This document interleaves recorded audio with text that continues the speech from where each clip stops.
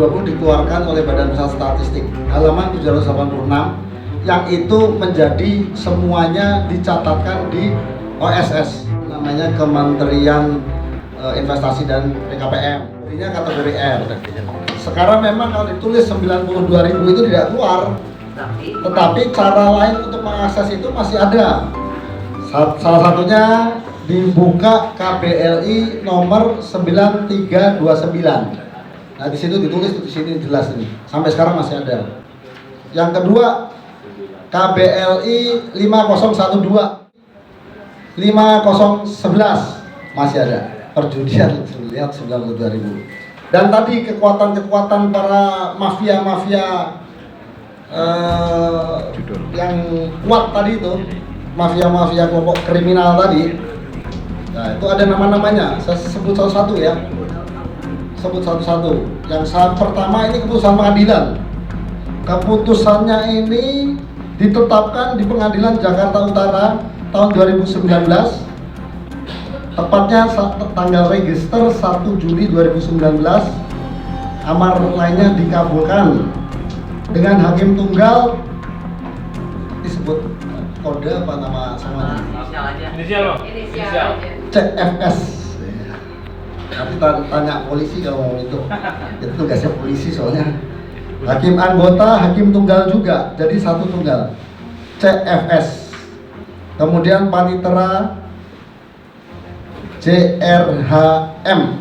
Nah, nama perusahaannya PT PDS, PDE satu. Yang kedua PT PSG. Ya. Ini juga di Pengadilan Negara Jakarta Utara, hakim tunggal, namanya tadi beda, hakimnya DIR, kemudian paniteranya CW, amar dikabulkan. Jadi secara hukum mereka kuat, ya. Menang. Kemudian PT PAU, ini udah ada 3 nih sana nih. Hakimnya SB, hakim tunggal juga. Paniteranya JRHM, dikabulkan, sah, secara legal. Kemudian PT GGS diwakili oleh DB selaku Direktur Utama. Pengadilan Negeri Jakarta Utara, amar lainnya dikabulkan. Hakim ketua, hakim tunggal DIR, panitia pengganti Y. Satu lagi kemana ya? PT GGS, hakim tunggal CFS, panitera pengganti Y, dikabulkan. Nah, satu lagi PT VCG, hakim tunggal namanya DIR, panitera pengganti CW. Dengan ketetapan keputusan pengadilan seperti ini, semua dikabulkan, tentu legal, tetapi mereka hanya eksklusif. Artinya berarti itu perusahaan-perusahaan itu adalah yang KBLI 92.000 itu, iya, klasifikasinya. Ya, secara eksklusif karena yang lain-lain kan sudah ditangkap, pemberantasan. Berarti wilayah operasionalnya di mana aja, Bang? Kenapa? Wilayah operasionalnya di mana? Itu polisi penyidikan. Maksudnya di ekonomi kan tadi kan disebut juga floating ya, Iya. perjudian ya. Berarti kan di atas laut kemungkinan ya. Kalau Ada, floating itu. ada. Berarti kalau di atas laut itu kan ada zona ekonomi eksklusif dan zona internasional. Di dalam. Di dalam. Dalam dan luar negeri. Dalam dan luar. Karena kalau bunyinya dari KPL itu sendiri kan mencakup itu. Dalam dan floating, offbeat bisa di offline dan online, bisa di dalam negeri, di laut. Ya. Dan ketika NIB-nya dilakukan di bawah hukum nasional Indonesia, tentu harus mengikuti aturan hukum nasional Indonesia. Jadi ini benar-benar penunjukan hukum ini. Sekarang contohnya begini, penggerebekan nih, ditangkap sana A, B, C, D. Ketika 5 perusahaan ini mau ditangkap, nggak bisa ada di sini. Dan satu lagi, mereka punya 3 hak kekuasaan yaitu diberikan hak untuk dilindungi oleh Kementerian Hukum dan Hak Asasi Manusia, kedua oleh kepolisian, ini pengadilan yang mengeluarkan ya, dilindungi di situ disebut, dan ketiga oleh Kemenkominfo. Nah, kalau mau ditangkap bagaimana, kan bukan salah aparatusnya, ini pengadilan. Udah level yudikatif. Level yudikatif itu selevel dengan legislatif dan selevel dengan eksekutif, presiden di situ. Oleh karena itu, yang ditangkap itu dugaannya adalah yang tidak berizin ya. Yang berizin cuma 5 ini, yang kata terkenal ada 5 ini ya ini. Haram dan melanggar undang-undang. Nah, udah jelas kok ini melanggar undang nih. Ini kan contohnya sudah ada nih. Keputusan gubernur, keputusan bupati yang melawan menabrak undang-undang, korupsi kok itu dihukum kok mereka. Nah ini kayak begini. Tapi memang ada juga upaya pidana ya. Salah satunya ya judicial review itu juga harus.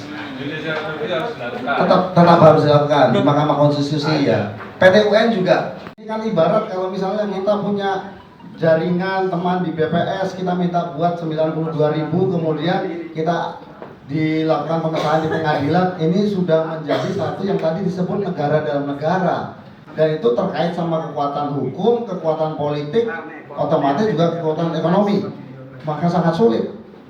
Jadi kalau ini tidak dicabut dan memang benar-benar tidak didorong kekuatan Pak Prabowo Subianto ini dengan kekuatan rakyat dan kekuatan lintas agama, ini aparat-aparat ini kan posisinya di bawah eksekutif, legislatif, yudikatif, ini sudah menyangkut pengadilan.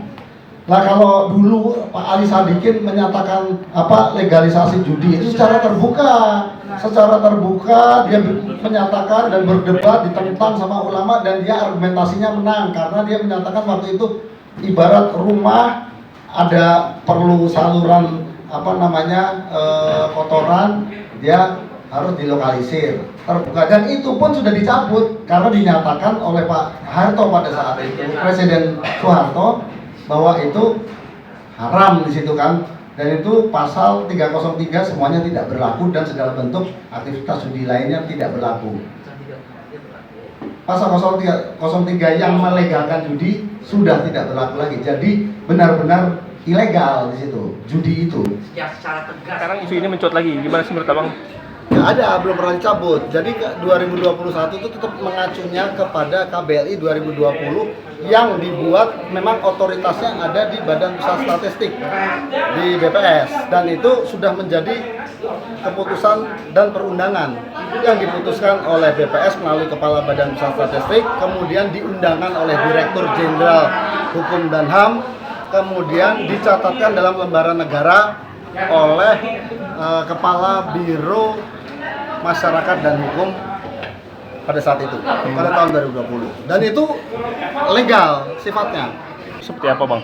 Apanya? 92 izin KBLI 92.000 itu seperti apa? Biar masyarakat lebih paham. Perjudian, aktivitas tentang perjudian dan pertaruhan, golongannya ada semua tadi. Jadi di pers rilis itu ada semua. Iya, jadi masyarakat bisa melakukan izin untuk membuka perjudian lewat situ. Enggak, nah itu dia. Nah, hanya cuman orang-orang tertentu yang mendapatkan itu. 5 perusahaan yang tadi saya sebut satu persatu tadi itu yang harus ditelusuri. Kenapa? Karena memang sudah tidak boleh. Dulu pernah ada, sudah dicabut. Bahkan dulu KUHP 303 itu, pasal 303 diperbolehkan.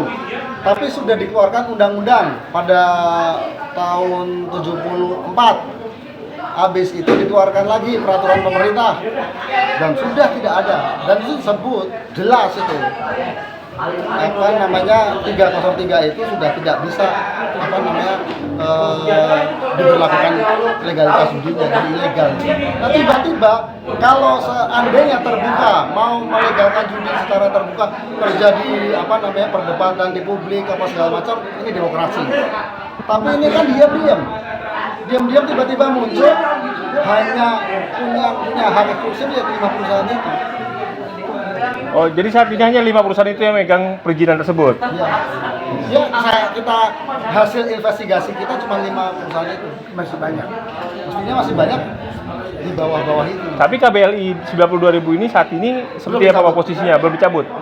Masih berlaku. Oh, masih berlaku. Masih berlaku. Ya. Tapi kan BKPM sudah membantah itu juga Bang, bahwa udah nggak bisa dikeluarkan lagi. Nyatanya ada, itu kan waktu yang dibantah BKPM sama, mohon maaf namanya Tina Talisa. Bulan Juli 2024 atas tulisannya saudara Tamil, akademisi pada saat itu kan, mempertanyakan itu. Itu dia bilang Kementerian Investasi dan BKPM belum pernah memberikan izin untuk atau mensahkan itu. Kenyataannya ada KBL-nya keluar, disahkan di pengadilan, ya, alat-alat pembayarannya ada, infrastrukturnya ada, nama-namanya ada. Itu kalau mau ada dari pihak yang partisipasi untuk membuat laporan ke polisi, ya silakan saja. Bang, selanjutnya aksi apa yang dilakukan oleh PPBR ini Bang? Kedepannya Bang. Selanjutnya aksi apa yang dilakukan oleh PPBR? Organisasi abang ini ke depannya? Rencananya ya terus mendesak. Kita kalau masih bisa komunikasi terus sesekan untuk ada 3 ya. Presiden, kemudian Kapolri, DPR, BAM, khususnya Badan Baru, Badan Aspirasi Masyarakat yang dulu kita inisiasi juga akhirnya diputuskan. Itu namanya Badan Aspirasi Warga, dulu kita inisiasikan sama teman-teman semua, muncul BAM sekarang. Nah ini badan baru ini harus bisa membuat terobosan politik dalam bentuk keputusan politik aspirasi warga yang tentunya tidak melangkahi alat kelengkapan dewan lainnya. Izin Mas, tadi kan disebutkan ada penyelundupan hukum. Ya. Ada dugaan TPPU nggak? Oh jelas. Kalau hukum disatukan itu namanya omnibus law. Kalau kriminal ini disatukan namanya omnibus crime ini. Ini benar-benar kriminal yang sangat membahayakan. Semuanya ada penyelundupan hukum. Negara di atas negara, berarti ada kelompok kecil yang bisa mengendalikan negara ini dan membentuk satu kekuatan negara kecil, ya. Hukum dia buat sendiri, kemudian KBLI dia buat sendiri, kemudian badan-badan usahanya juga dia buat sendiri. Tentu berjejaring dengan oknum-oknum penyelenggara negara, namun sendiri. Terima kasih. Oke Pak.